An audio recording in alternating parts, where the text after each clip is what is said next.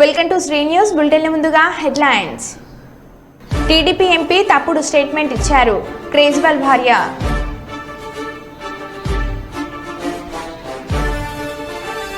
గురుకుల హాస్టల్లో బీర్లు తాగుతున్న మహిళా ప్రిన్సిపాల్.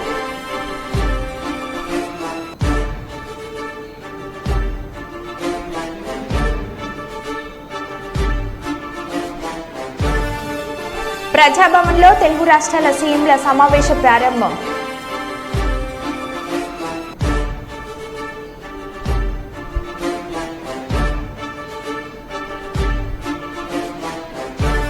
మందమరి అభివృద్ధి లక్ష్యంగా పనిచేయాలి.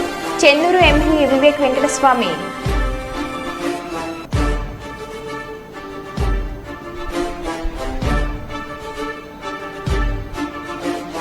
బంజారా సంస్కృతి సాంప్రదాయాలకు ప్రతీక తీజ్ ఉత్సవాలు అని నిరూపించిన శాతవాహన యూనివర్సిటీ విద్యార్థులు.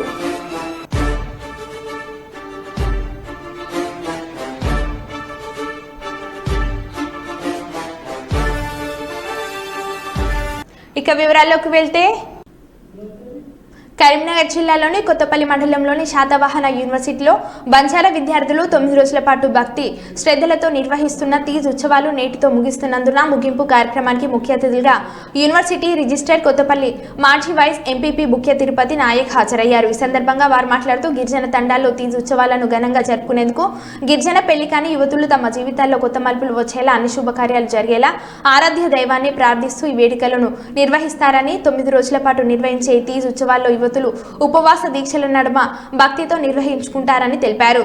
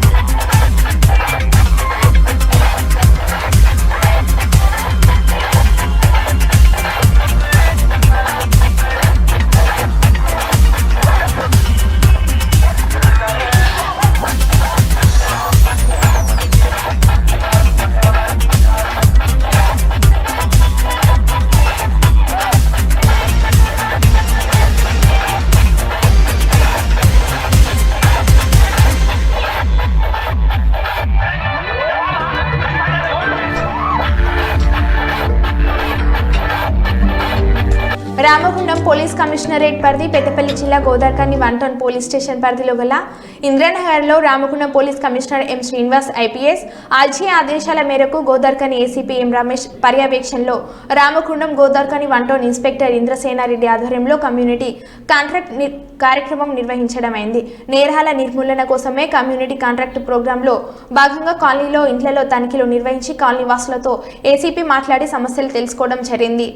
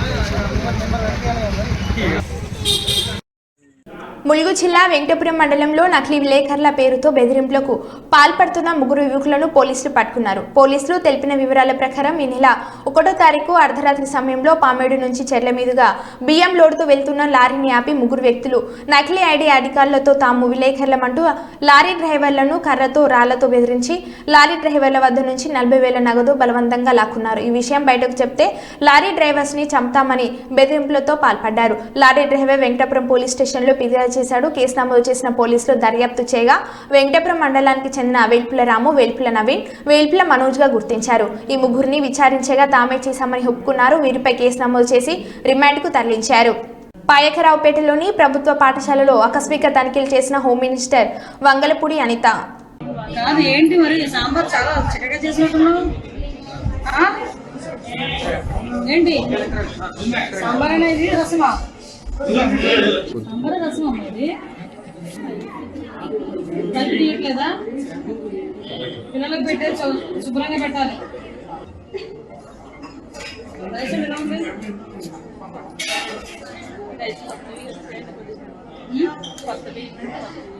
ఇవి వస్తున్నాయా?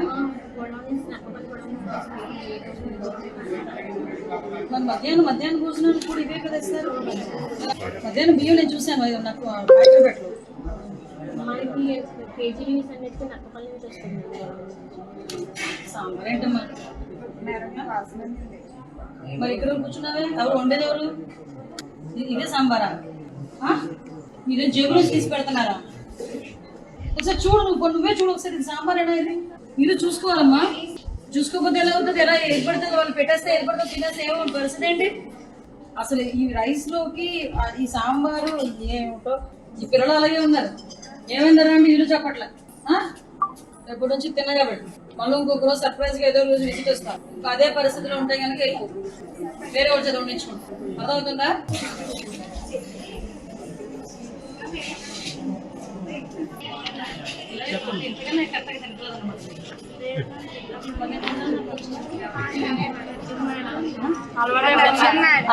అది కరెక్ట్. ఎందుకంటే నా పిల్లలైనా మీరైనా ఒకటేనా, అర్థమైందా? అది చేసిన తర్వాత మళ్ళీ ఇంకొకసారి అలాగే కనుక నాకు కనిపిస్తే మీరు ఉదాక్షిణంగా పంపించి వేరుకొస్తున్నారు. దాన్ని బట్టి మీరే చెప్పండి, మీరు చెప్పండి. ఎందుకంటే మీ గురించి ఇది గవర్నమెంట్ ఇస్తున్న సొమ్ము. మీకు ప్రాపర్ ఫుడ్ కావాలి, ముఖ్యంగా ఆడపిల్లలు ఎదిగే వయసులో ప్రాపర్ కనుక న్యూట్రిషన్స్ లేకపోతే మీరు కొద్దిగా చాలా ప్రాబ్లమ్స్ ఫేస్ చేస్తారు. అందుకు పర్టికులర్గా ఈ టైంలో నేను వచ్చాను. ఉదయం నుంచి తిరుగుతూనే ఉన్నాను. ఈ టైంలో రావడానికి కారణం ఏంటంటే మీరు భోజనం చేస్తారు, అసలు భోజనం ఎలా ఉంది ఏంటంటే. హాస్టల్లో కేర్ టేకర్తో కలిసి ప్రిన్సిపల్ శైలజ అసాంఘిక కార్యకలాపాలకు పాల్పడుతుంది, బీర్లు తాగుతుంది. సూర్యాపేట బాలెంల సాంఘిక సంక్షేమ గురుకుల మహిళా డిగ్రీ కళాశాల హాస్టల్లో రాత్రిళ్లు గదుల్లో ప్రిన్సిపల్ శైలజ మరియు కేర్ టేకర్ అసాంఘిక కార్యకలాపాలకు పాల్పడుతున్నారని, మద్యం కూడా సేవిస్తున్నారని అడిగితే డిగ్రీ విద్యార్థులను చూడకుండా తమను కొడుతుందని నిరసన తెలిపారు. విద్యార్థుల నిరసనతో సూర్యాపేట జిల్లా బాలెంల సాంఘిక సంక్షేమ గురుకుల మహిళా డిగ్రీ కళాశాలలో ఉద్రిక్తత ఏర్పడింది. జరగమ్మా ఒకటే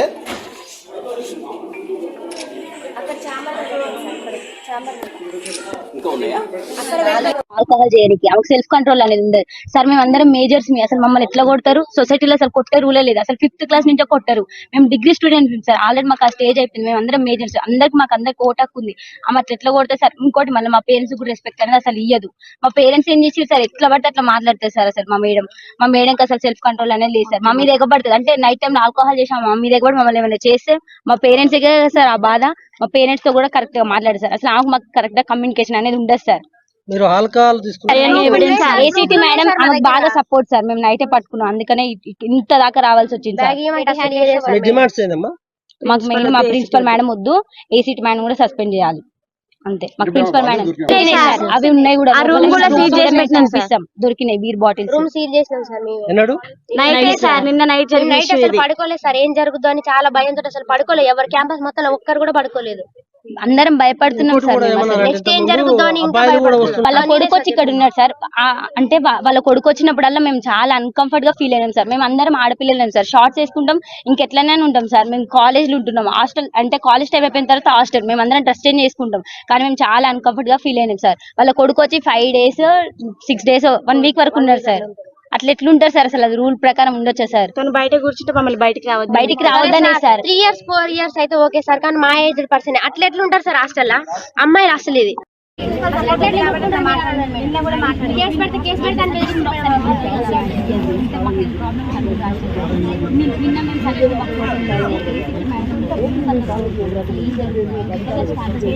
చాలా మంది రాశారు మేడం, చాలా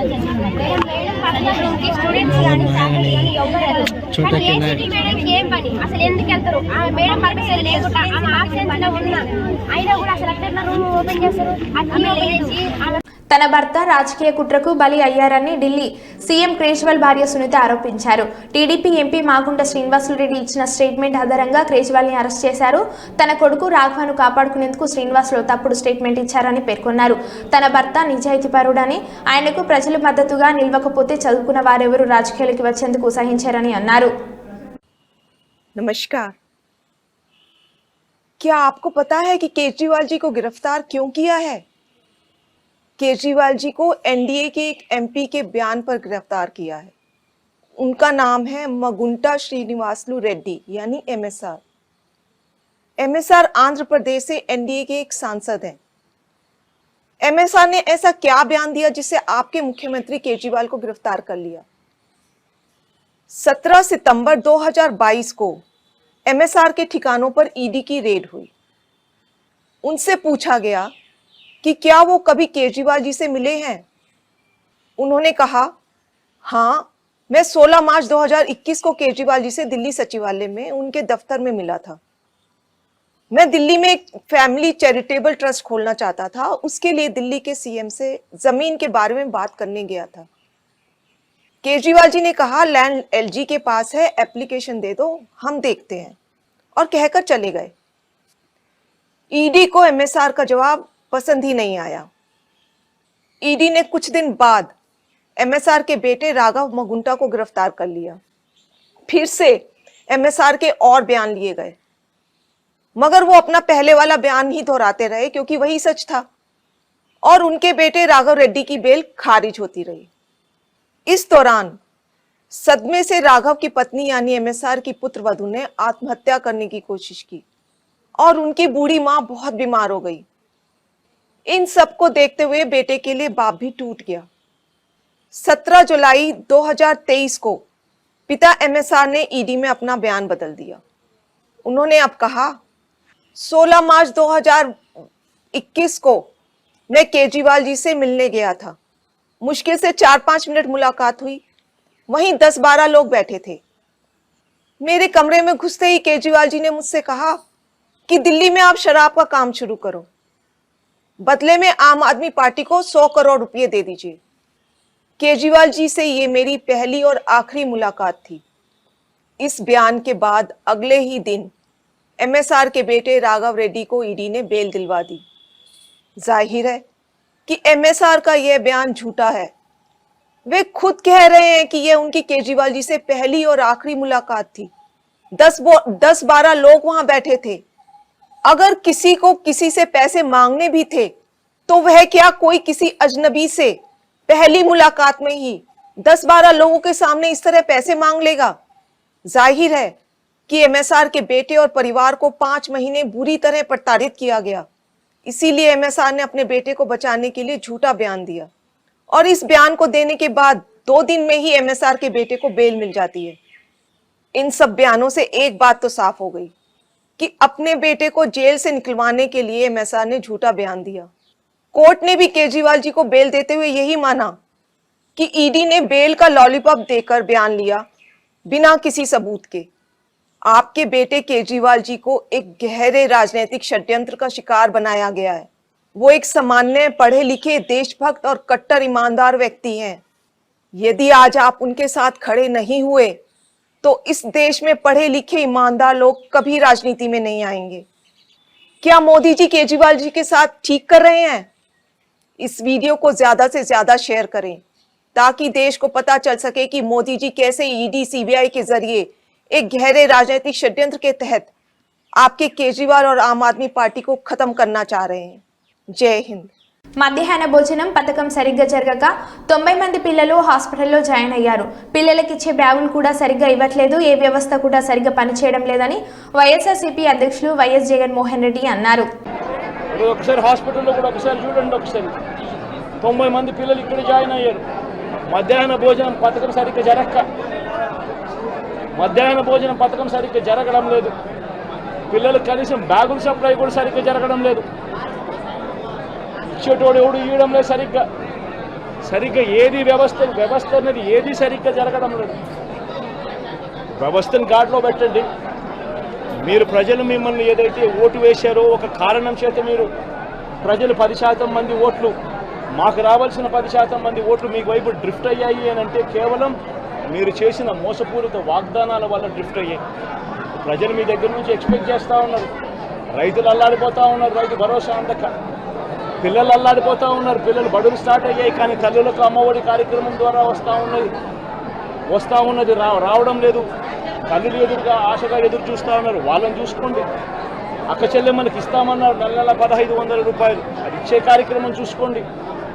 ఇంటింటికి ఉద్యోగం అన్నారు. ఉద్యోగం ఇవ్వకపోతే 3000 రూపాయలు ప్రతి ఇంటికి నిరుద్యోగ వృత్తి అన్నారు. ఆ పిల్లలందరూ ఎదురు చూస్తూ ఉన్నారు. మీరు ఎప్పుడెప్పుడు ఇస్తారు 3000 రూపాయలు నిరుద్యోగ వృత్తి అని. అది చూసుకోండి.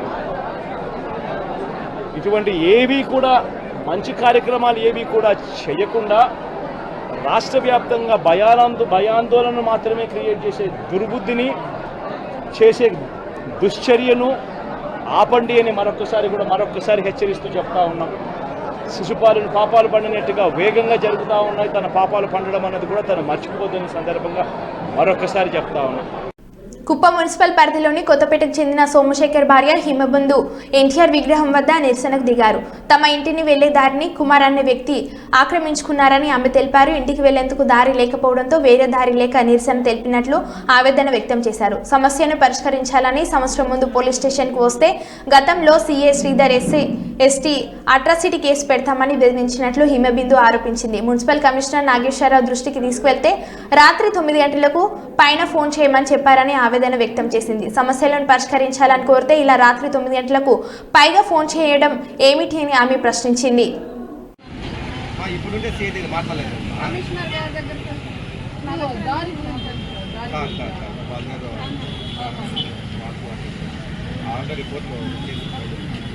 ఒకసారి వచ్చి మాట్లాడమా మనం మాట్లాడచ్చు. సిఐ కానీ ఎస్ఐ కానీ వాళ్ళని పిలిపించి ఒక్కరినైనా నేను ఒక ఆడబిడ్డ వచ్చి కంప్లైంట్ చేసినప్పుడు వాళ్ళని పిలిపించాల్సింది కనీస ధర్మం అది కూడా చేయకుండా నేను ఆడదాన్ని తిరుగుతా అంటే వాళ్ళ కొమ్ము కాస్తున్నారంటే ఏమర్థం? మీరు ఆఫీస్ ఉన్నారు కదమ్మా, నేను అందుకని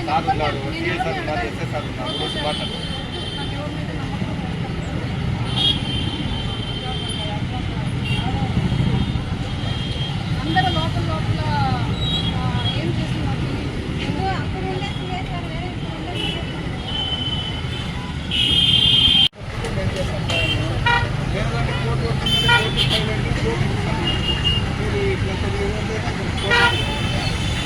బీసీలకు కూడా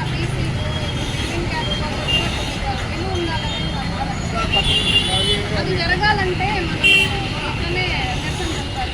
మనము ఎస్సీ ఎస్టీ భయపడతాం ప్రాణాల నుండి దారి లేదు. ఒకసారి ఇంటికాడ చూడండి కంప్లైంట్ ఏంటి ఇంతకు కంప్లైంట్ ఇచ్చిందా? ఎఫ్ఐఆర్ మళ్ళీ లాస్ట్లో ఎవరు పట్టించుకోలేదు. ఎఫ్ఐఆర్ చేసినప్పుడు మరి కోర్టు ఇస్తాం. మాది మేము చూడండి ఆ వరకు మేము మా ఇంట్రెస్ట్ కోర్టు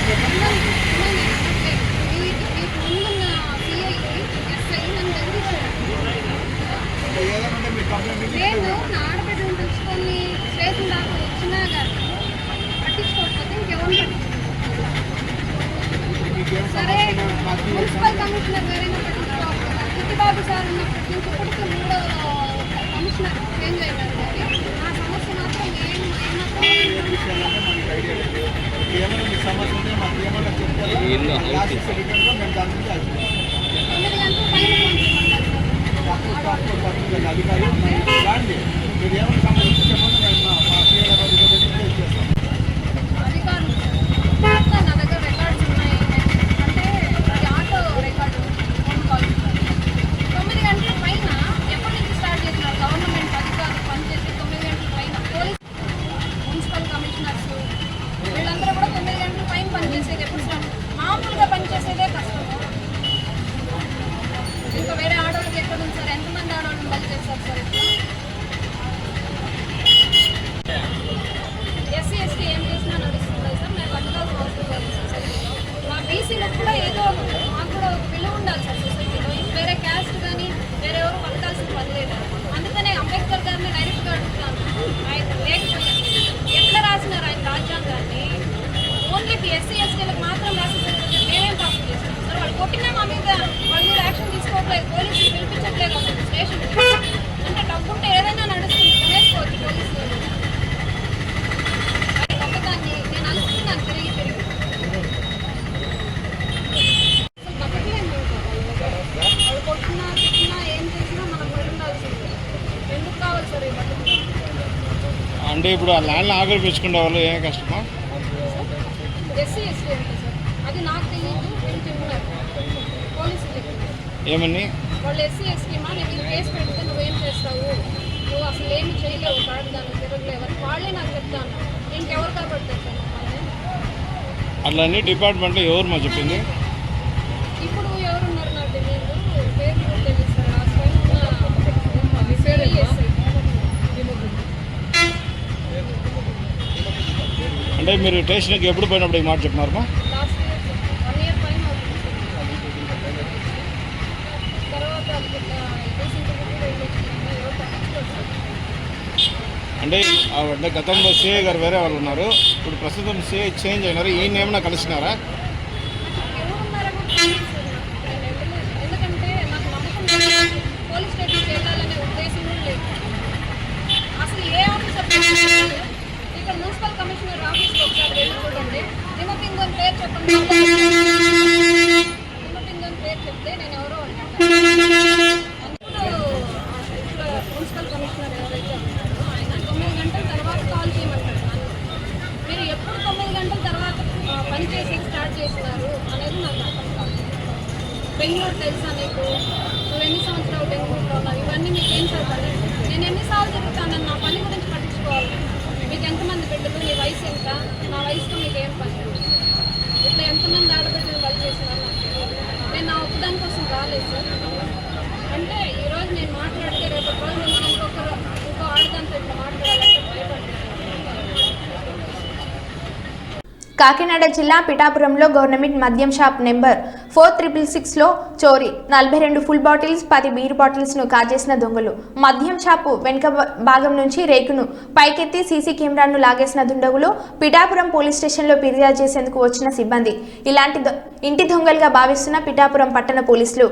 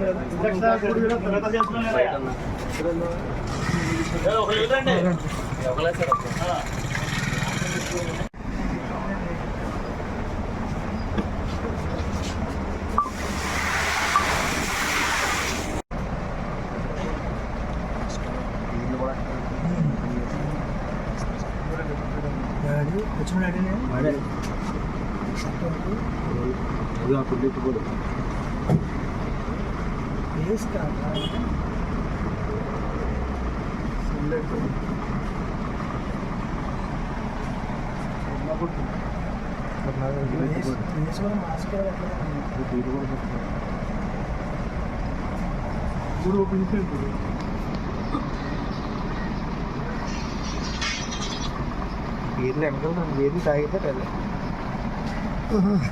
కష్టపడ్డారు కదా బాబు.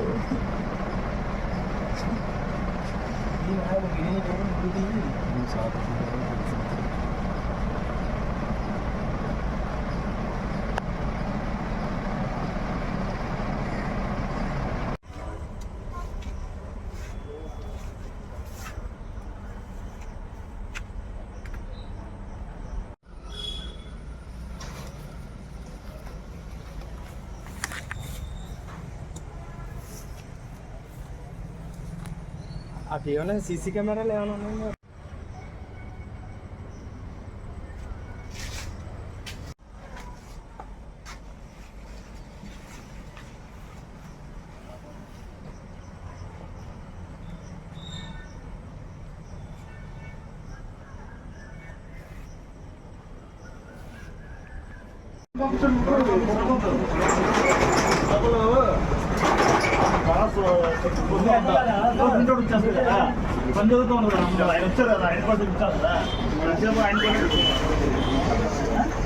మరో బులెటిన్లో మళ్ళీ కలుద్దాం. Stay tune.